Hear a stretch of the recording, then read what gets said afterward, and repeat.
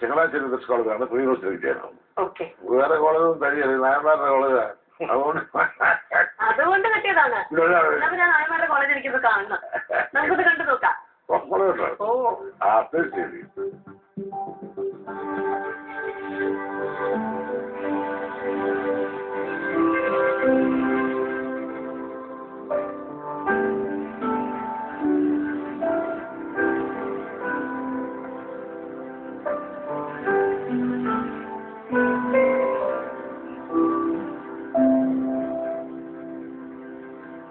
ഈ കോളേജിൽ എന്റെ കേൾവി നല്ല റെക്കോർഡ് മാർക്കോട് കൂടിയാണ് താങ്കൾ.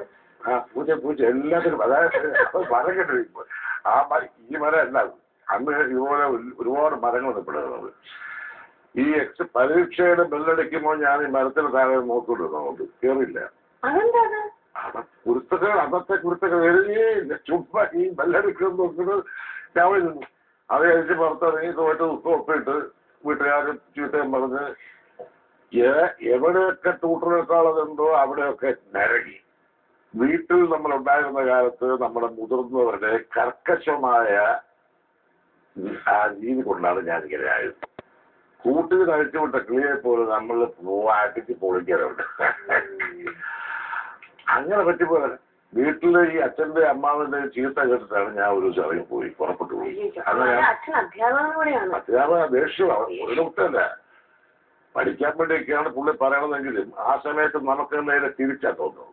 ഞാൻ നേരെ പോയി ബാംഗ്ലൂര് എന്നൊരു അതിന്റെ മുത്തച്ഛന്റെ അടുത്തവർ അവിടെ ഒന്ന് ME ചെയ്തു, മിലിറ്ററി എഞ്ചിനീയർ ഗ്രൂപ്പ് ക്ലാർക്കാണ്.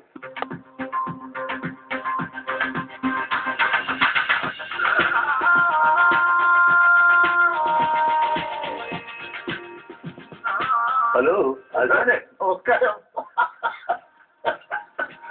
അപ്രതീക്ഷിതമായിട്ടൊരു കണ്ടുമുട്ടണം, വളരെ സന്തോഷം.